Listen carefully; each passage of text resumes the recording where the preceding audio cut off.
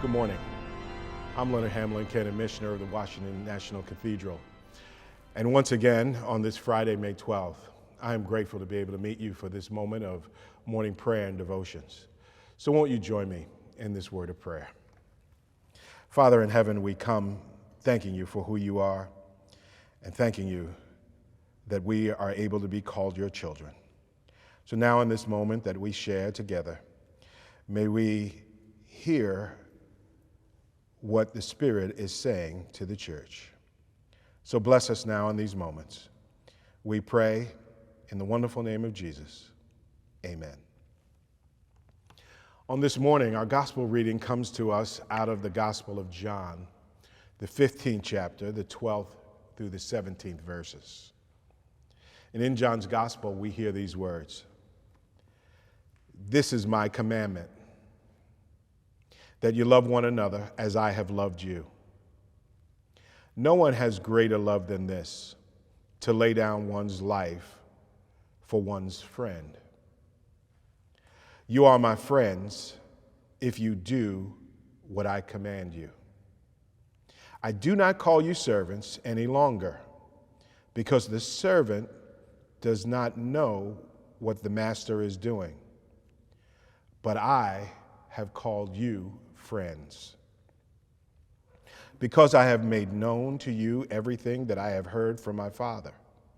You did not choose me, but I chose you. And I appointed you to go out and bear fruit that will last, so that the Father will give you whatever you ask him in my name. I am giving you these commands so that you may love one another." Amen. When I read this passage, there was a gospel song written many years ago by a gospel artist by the name of Israel Houghton. Some of you may be familiar with it, some of you may not. But as he wrote that song several years ago, it was popular in many circles. It was popular and it could be heard playing over the airwaves and lifted by many ensembles in certain congregations and traditions and denominations. The title of that song was simply this: "I am a friend of God." The lyrics were simple and direct. The lyrics simply stated, "I am a friend of God. He calls me friend. Who am I that you are mindful of me, that you hear me when I call? Is it true that you're thinking of me? How you love me, it's amazing." And the refrain would come back over and over again that would simply say, "I am a friend of God. I am a friend of God. I am a friend of God. He calls me friend." For many who are listening to this gospel reading today, you may have perhaps heard or read the words in our gospel time and time again. These are words that have become familiar as we have the opportunity to listen in on this powerful conversation between Jesus and his disciples. Oftentimes we can hear and see certain things so many times that it becomes too familiar. And we claim it with the kinds of authority that we really ought not claim just yet.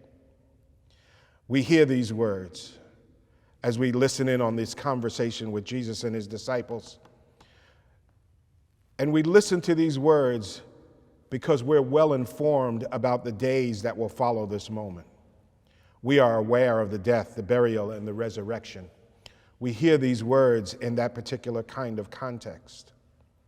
But remember, the disciples are in this moment without knowledge of what is yet to come.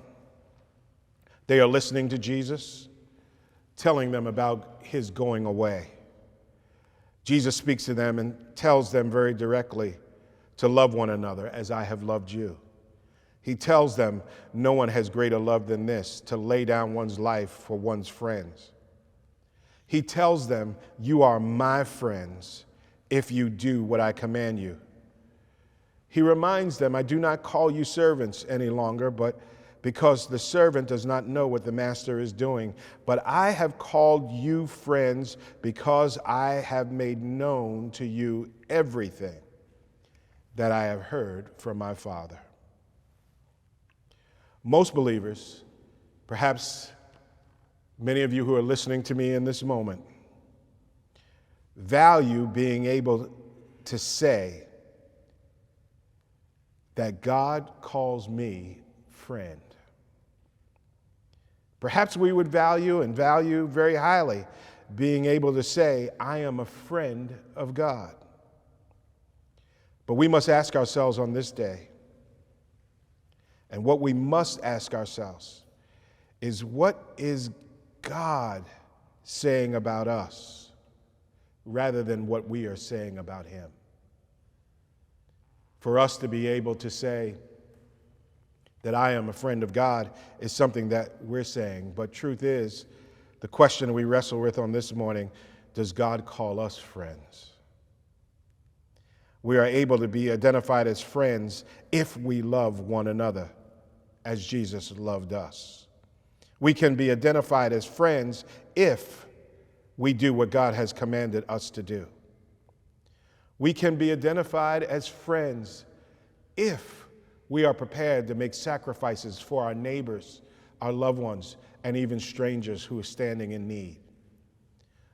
It is one thing for us to say, I am a friend of God, but it is another thing for God to call us his friends.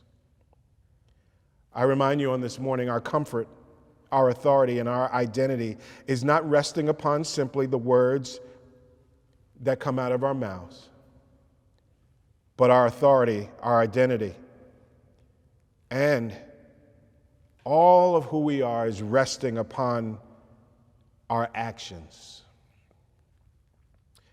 The noted author and writer James Baldwin once wrote, "Love takes off the mask that we fear we cannot live without and know we cannot live within." Are we loving in a way that we're not hiding behind masks? And are we loving in a way that we are living lives with true sincerity, authenticity, and with the authority he has given us? So much so that when Jesus speaks of us, he can call us friends. He's given us a new commandment, that the world may know who we are and whose we are. But most of all, that we are more than servants. We are also friends. Amen.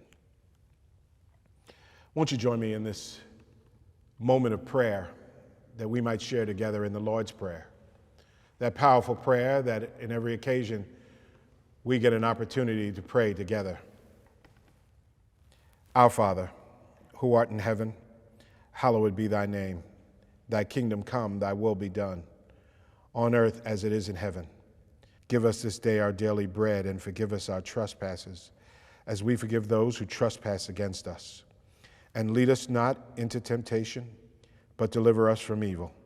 For thine is the kingdom, the power, and the glory, forever and ever.